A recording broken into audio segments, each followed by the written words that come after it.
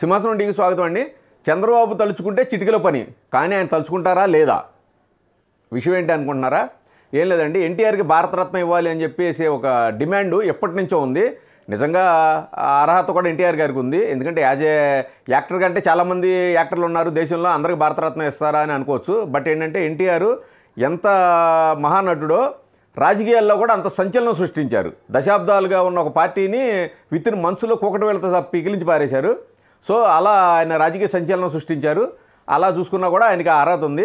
Telugu Desam party నుంచి demand ఎప్పటి నుంచో బాగా ఉంది. అయితే ఇప్పుడు చంద్రబాబు నాయుడుకి కేంద్రంలో మంచి పలుకుబడి ఉంది.